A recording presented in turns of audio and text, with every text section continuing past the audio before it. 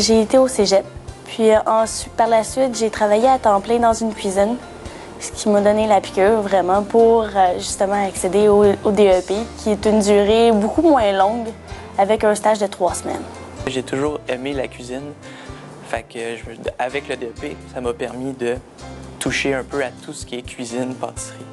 C'est un milieu qui est vraiment beaucoup ouvert, qu'on peut aller par la suite, tu peux aller travailler en Europe, comme je peux travailler ici au Canada, comme partout ailleurs. Je m'appelle Yann Charbonneau, j'ai étudié à l'École hôtelière de Laval en cuisine d'établissement.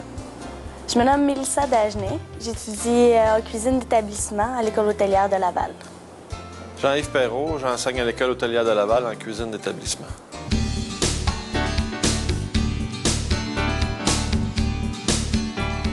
Il y a beaucoup de postes en cuisine, donc on peut être garde-manger, entremétier, saucier, rôtisseur, il y a aussi pâtisserie.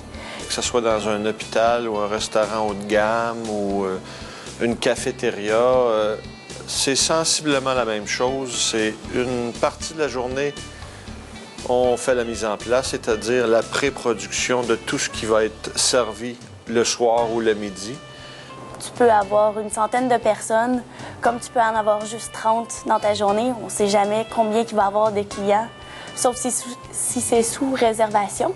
Mais encore là, il y a beaucoup de décommandations ou de personnes qui se rajoutent. Donc, il faut toujours être prêt. Donc, tu ne commences pas tout de suite les cuissons, à moins que ça prenne une couple d'heures, comme pour les viandes. Puis, rendu au service, les cuissons sont toutes faites, alors tu as juste à servir les clients. Fait que c'est là le gros rush pendant le service. Puis ensuite, quand le service commence, là, tu fais tes assiettes, tu les montes, puis quand c'est terminé, ben, tu remballes tout. La majorité du temps, c'est mise en place, service, nettoyage. Une journée typique, ça commence soit très de bonne heure le matin ou en après-midi, puis ça finit très tard dans la soirée.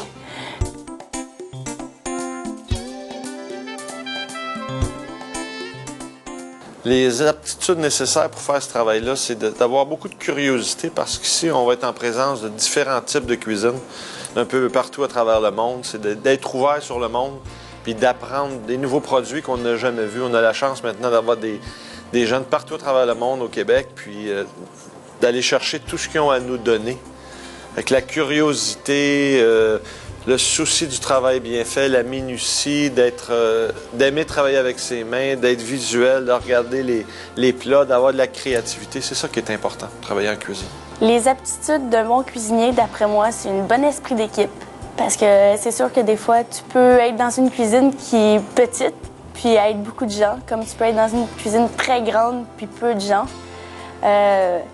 Faut que tu aies de l'entre-gens, c'est sûr. Pour être capable de pouvoir expliquer à tes clients qu'est-ce que tu as sur ton menu ou quoi que ce soit. On a besoin aussi surtout de la créativité pour faire des beaux plats, des beaux menus, puis de la curiosité. C'est sûr qu'il faut que tu sois rapide, mais la rapidité, elle vient après avec plus d'expérience. Également, c'est très important d'avoir tous les sens en éveil parce qu'on travaille beaucoup avec le goût, l'odorat, la vue, le toucher, avec toutes sortes de couleurs, de senteurs de produits. Faut que tu sois à ton affaire, il faut que tu sois très autonome. Créatif aussi dans tes décorations, puis dans tes montages d'assiettes.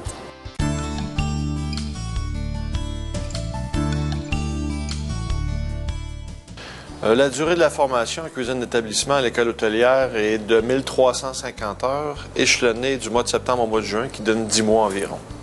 Les étudiants vont apprendre au cours de l'année, dans différents blocs de modules théoriques, comment concevoir des menus, comment faire la gestion, comment acheter des produits, combien les produits coûtent, combien on peut vendre ça pour construire un menu convenablement. Ensuite, dans un autre bloc, on va avoir tout ce qui est hygiène, sécurité, quels sont les noms de tout l'outillage et l'équipement qu'on peut retrouver en cuisine. Ensuite, ils vont avoir des modules avec beaucoup de pratiques, tout ce qui est poisson, mollusques, crustacés, viande, volaille, gibier, les légumes, les fruits exotiques. Il y a beaucoup de choses comme ça à apprendre dans les côtés pratiques. Il va s'en suivre par la suite des modules de service avec des menus simples, des menus table d'hôte et à la carte qui sont de plus en plus complexes.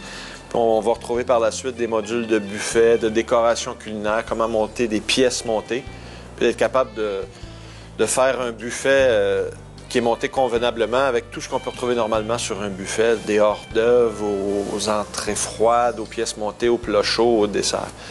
Les élèves en cuisine touchent aussi avec un petit module de pâtisserie et d'entremets. Les cuisiniers doivent être capables de se débrouiller à faire un peu de pâtisserie et d'entremets, tout ce qui est pâte de base. Fait que c'est ce qu'on retrouve normalement. Et par la suite, les gens vont aller en stage, valider ce qu'ils ont appris durant l'année, puis voir dans quel genre de restauration on peut travailler. Les enseignants, on a tous les genres, tous les âges, autant des gens qui sont près de la retraite que les gens qui sont rentrés dans le métier depuis peu longtemps. C'est beaucoup de chefs renommés, du Palais des Congrès, passant par des golfs, passant par des tables champêtres. C'est vraiment intéressant parce qu'ils ont tout plein de points différents à t'apporter, parce que c'est des générations différentes, des trucs différents, des tendances qui sont vraiment très variées. Il n'y en a pas un qui travaille de la même manière. Je peux pas dire la bonne, parce que laquelle c'est la bonne, c'est très différent. C'est beaucoup de... Tu prends des trucs un peu partout de tous les chefs, puis après, tu évolues dans ceux qui sont le meilleur pour toi, laquelle que tu as le plus de facilité. Ici, à l'école hôtelière, la totalité des enseignants sont issus du marché du travail. Ce sont tous des professionnels qui ont occupé ou qui occupent en ce moment des postes clés dans des établissements de restauration, de clubs de golf, d'hôtels. Fait qu'on est toujours à la page et on est toujours au fait des nouvelles technologies, des nouvelles présentations de ce qui se passe en ce moment sur le marché du travail. La majorité ont fait de la pédagogie à l'université, complété des baccalauréats en éducation, mais on est au fait de tout ce qui va se passer pour bien transmettre notre savoir. Et les savoirs, et les savoir-faire, et le savoir-être. Dans la fin de formation, on s'en va faire un stage. On est quelques personnes. On a décidé d'aller faire un stage en Europe. Pourquoi? Probablement parce que c'est complètement une autre culture, mais c'est tellement intéressant parce que c'est un métier qu'on peut aller partout, qu'on va jamais cesser d'apprendre. C'est de la recherche, c'est vraiment agréable. C'est sûr qu'on se sent un peu fier de ce qu'on a appris. Parce que, tu sais, on commence au début, puis manier un couteau, c'est pas mal difficile. Fait qu'au début, on a des cours comment manier juste le couteau, à couper des carottes. Mais rendu à la fin de l'année, on se sent vraiment plus en confiance. Puis on sait où est-ce qu'on s'en va. On n'a pas besoin de tout le temps d'aller voir le professeur pour dire qu'est-ce qu'on fait là. On sait qu'est-ce qu'on fait.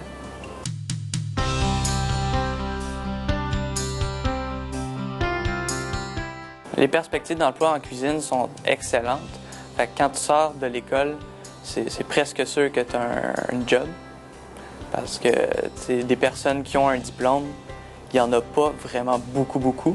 Il y en a beaucoup qui sont en cuisine puis qui n'ont pas de diplôme. Ça fait pas d'eux, certains, c'est sûr, des moins bons cuisiniers. Mais quand tu pars déjà avec une bonne base, tu as un plus. Les perspectives d'emploi dans ce domaine-là sont illimitées. Il y a tellement d'endroits où on peut aller travailler, tellement d'endroits à travers le monde. On n'a seulement qu'à lire les journaux et à voir des chefs qui sont rendus en Australie, aux États-Unis, dans l'Ouest canadien, sur des bateaux de croisière, dans des hôtels de prestige, des restaurants à Montréal. Si on ne travaille pas quand on a un diplôme de cuisine, c'est parce qu'on ne veut pas travailler. Puis c'est pas mal vraiment toi qui décides où est-ce que tu veux aller, d'après tes qualités et tes aptitudes. Les étudiants sont bien au fait des genres d'employeurs qui vont les embaucher parce qu'en début de programme, ils ont visité des différents types d'employeurs, que ce soit des traiteurs, des hôtels, des salles à manger haut de gamme, des cafétérias, des hôpitaux. Ils sont bien au fait de ce qu'on va retrouver, puis qu'est-ce qui les attend, parce qu'ils doivent faire un rapport, ils doivent aller poser des questions au chef. Bon, mais qu'est-ce qui m'attend quand j'arrive sur le marché du travail? Fait que ces types d'employeurs-là, ça va, comme je vous dis, du traiteur aux restaurants, aux hôpitaux, aux bateaux de croisière. C'est le type d'employeur qu'on peut retrouver. C'est un des besoins vitaux, c'est de se nourrir. Donc, peu importe où est-ce qu'on va, peu importe s'il arrive un pépin, il faut qu'on déménage, peu importe où est-ce que c'est, même à l'autre bout du monde, si ça nous tente, on peut toujours garder avec nous cet emploi-là. L'emploi de cuisinier, ça procure beaucoup de fierté parce que c'est un art. Donc, tu fais quelque chose, tu crées quelque chose, donc tu es nécessairement fier de ce que tu as créé. On prend vraiment la piqûre de ça, de toujours se perfectionner dans quelque chose qu'on aime. C'est tellement un domaine vaste, c'est la découverte n'arrête jamais. Si j'avais à refaire le choix d'aller dans la cuisine établissement, je le reprendrais sans hésiter. J'ai l'intention d'aller loin dans ce métier-là.